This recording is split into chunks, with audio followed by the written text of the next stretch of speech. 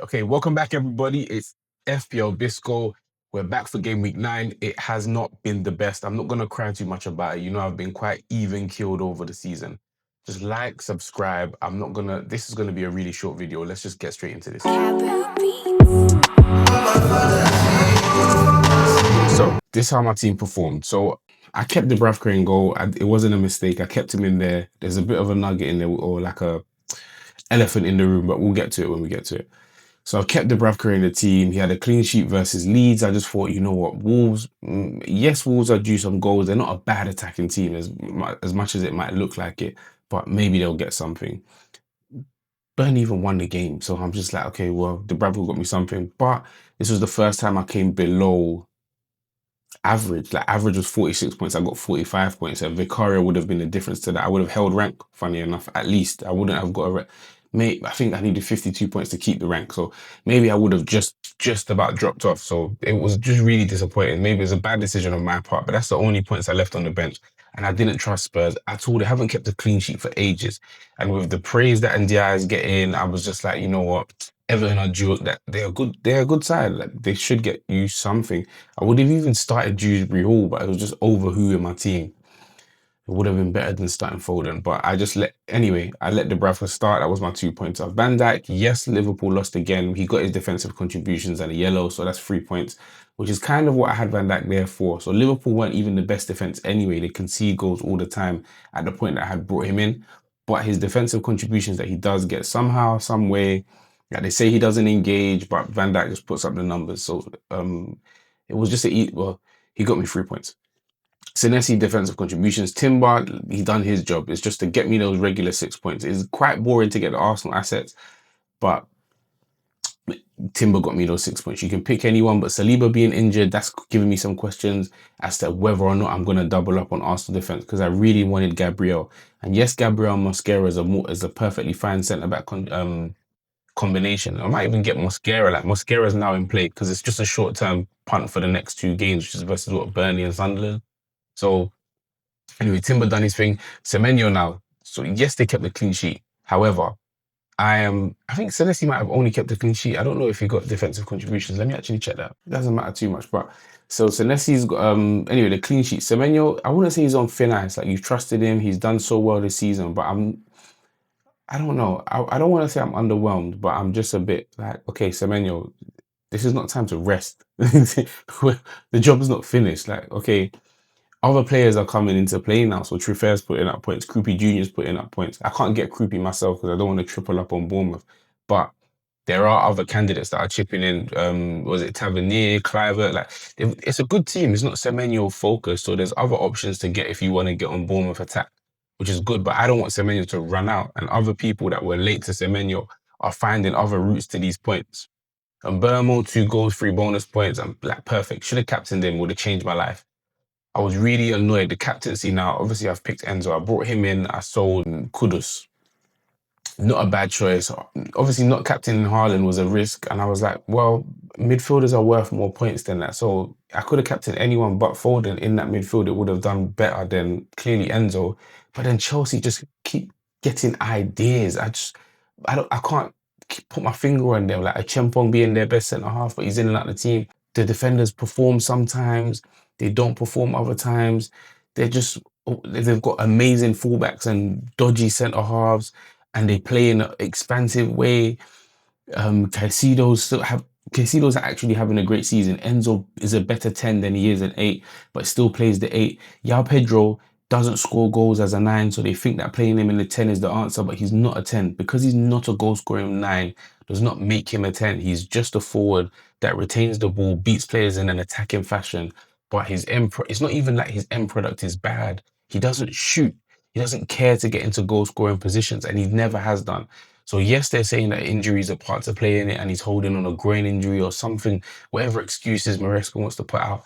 But Yao Pedro does not really care about scoring goals like that. I can't stress that enough. Like it really is, it's just annoying to watch. You can't say, it's not just that he's blanked this whole time. Gyökeres hasn't put out points for the same amount, like 5 weeks. Gyökeres hasn't scored a goal in the Prem, whether it be 5 or whatever. He shoots all the time. So you can say, well, let me hold on to Gyökeres for the poorer fixtures. Because if he shoots a lot versus a lesser team, chances are he's going to get a goal. Yeah, Pedro doesn't even shoot. There's just that lack of oh, I'm on a drought. I really need a goal. Salah hadn't scored for a while, and you can see him take every opportunity he can to shoot. He's not passing in front of goal. He's shooting whenever the opportunity comes. Yeah, Pedro can let games literally pass him by, and it meant nothing. What the hell is Mark Guiu on the pitch? Like, I have no idea how you went from Nicholas Jackson, who's a reasonable forward, a very, very good forward, and end up with Mark Guiu up front the following season for whatever. There's no reason for that. So captain Enzo was a mistake. Foden now is becoming a massive, massive problem. The gap between Haaland's goal scoring numbers and the rest of Man City, and I was big on, well, somebody has to put up points for Man City. So if it's not Haaland, as well as Haaland, there was gonna be space for another Man City midfielder, and they have been all terrible. So people are upset with Reinders, but they only spent 5.6 on Reinders. That's not gonna do anything to your team. Foden being 8.1 mil meant that. And I'd criticized Saka being in people's teams. I'd said Saka's not the one for people's teams. He doesn't put up great numbers. I'd said the same for Palmer. Not that he can't put up the great numbers, not that Saka can't do it, not that Foden can't do it, but they haven't done it all year. And I don't know why I just went back on my own word and brought in Foden, who I've done it to myself. Again, this is another one. I've done it to myself. So there was no need for it. And a full on blank from all the forwards. Like everyone else just blank, 2 points. So I'm coming up to a real, like, I don't even want to change my front line. Like, there's no real need for me to do it. So this is what my team's looking like for next week, at least. I mean, Dubravka might still hold goal because I've got Dubravka and Vicario as my goalkeepers. What is that? I'm gonna have to buy another goalkeeper or just bite the bullet and say, you know what, Arsenal don't score a lot from open play. Maybe Burnley might be good from set pieces for one day and one day only. Maybe Dubravka might make a lot of saves. Vicario versus Chelsea. Chelsea are not big on goal scoring at the moment, but they still, in fact, that's not even true. Chelsea still score goals, just not enough to necessarily win the game. Can Spurs keep Chelsea out?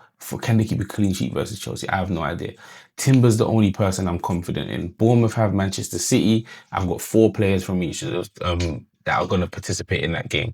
And then another double for Chelsea versus Tottenham. So there's a lot of work to be done. Now I can use my bench. Obviously, Van Dijk versus Aston Villa, Burma versus Nottingham Forest. Who would be the best captain in this scenario? By a fixture, funny enough, Timber would be the safest option. God is my witness. And I might just do that. The way things are going, I might actually do that. And I'm not like joking around here. The Kuiper's minutes are really frustrating me. Kadioglu plays, the Kuiper will come off the bench, the Kuiper will come off early. So I can't say, oh, the Kuiper versus Leeds is someone I can bring off the bench. Dewsbury Hall versus Sunderland. It's at the stadium of like, nobody's going there and getting points. No one's done it yet. I think you can get 8 points. So I don't know that Dewsbury Hall is even a good option at that like right now. Haaland versus Bournemouth, yes. Now I would just have to look at my transfers. So yes, Dan Burn is definitely going to start. Who am I going to get rid of? And that's what I really want to look forward to. So this video is going to be really short, but these are the options that I'm looking at. Yao Pedro can go. I don't want him to stay. The issue is not even that all the fixtures are so nice and I want to keep him. Personally, Enzo's enough, so I don't need a double Chelsea at the moment. The thing being, there's no forwards that I really believe in. I can't get Krupi Jr. I'm so happy. Like, he really banged off in League Two last season. Krupi, like, I'm the groupies for Krupi. Like, join the bandwagon, go by all means. But I don't know that I can't get him because I'm not going triple Bournemouth for anything.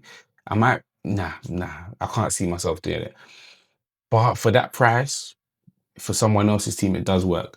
Sesko, now I like the way he actually played. This is one of those things that if you watch the game, he's a good forward. And there's lots of them. Watermala's been a good forward. Ekitike has been a good forward. Like, we've mentioned these guys, the names it's more or less the same names. So who am I really going to bring in? And there's no forward that I actually like. And I'm more than happy just to play the two up front. So I might just go for the cheapest one and see if I can start planning my way back to Mohamed Salah. Because I feel like there's no need. If I just have Haaland and Mateta for the rest of the season, I'm not in the wrong. I'm fine with that. Foden has to go. So anyway, so that means I've only got 2 transfers to make. So I don't have to make that transfer immediately. It's not that I want Yao Pedro as a player, it's just that I don't have to do it now. And what am I doing it for? It's not going to benefit me just to make the transfer just because he's getting on my nerves. And he really, really is. Like Joao Pedro, like what are you doing? What I can actually do that is gonna, I feel, make the most impact, seeing as the defense is making the most impact on points, double Arsenal makes the most sense, if not triple. So if I want to get triple Arsenal, I need another Arsenal defender and Declan Rice. I'm not looking at any of the forwards. Yes, they're going to get a lot of points over the next couple of weeks. I just don't want to have to put someone in and then take them out. I think I can have Declan Rice from now to the end of the year. At least I'm more than happy. I won't have to touch him. I won't feel like, oh, this fixture's good. If he doesn't score, it's not going to hurt me. It's just Declan Rice will do enough. If it's a 2-pointer, it's a 2-pointer. If it's a 4-pointer for defensive contributions, great. If he gets an assist, great. Like anything Declan Rice does, I will let it slide for the price point that he is, and it covers Arsenal very, very well. So Foden has to go, which means that I know I'm going to go Foden to Rice, but then am I going to now move from Van Dijk to another Arsenal defender, which I can do? I can go from Van Dijk to, I can get both of them. I can get Gabriel and Rice. Or would Munoz be a better option? He's cheaper, but then I'd be going double Palace, and I'm not a big fan of double Palace. I don't know why. And I'd been saying I'd wanted Ismail Assar. So I have no, these are the options that I'm doing. Like, funny enough, Rice is the third scoring highest midfielder this season. So I know that I'm getting Rice, and I might even do that today. I actually know that I'm getting Rice, but there's no, the most like important thing is that there are no forwards. So I'm really going to have to downgrade. But people are going to believe in forwards, and those forwards are going to get them points. So if you've got Krupi, if you've got Watamada, if you've got Gyökeres, like there's so many forwards out there, but I want to make as few transfers as possible. I want to start stacking up again. Yeah, and I just want Salah back. That is what this is all about. Like and I feel like that might be clouding my judgment because I'm thinking, how am I going to get my road back to Salah? How am I going to save transfers and get the cheapest team possible? But that might not be the best option. Are there more expensive midfielders that I'm not looking at? Are there more? I don't know. I feel like Chelsea have the best fixture run, and I've covered that with Enzo, and I'm not willing to commit any more than that. I do want Sunderland defenders as well.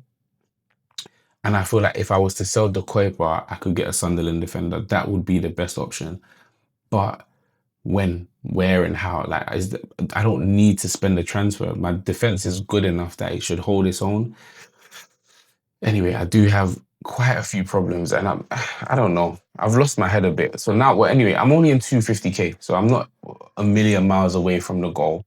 And once I get there, it's still a long season, so we're about a quarter of the way in. There's nothing really to stress ourselves about. So I'm just gonna keep calm, keep even killed, and I'll see you guys. And hopefully, good luck for everyone for game week 10.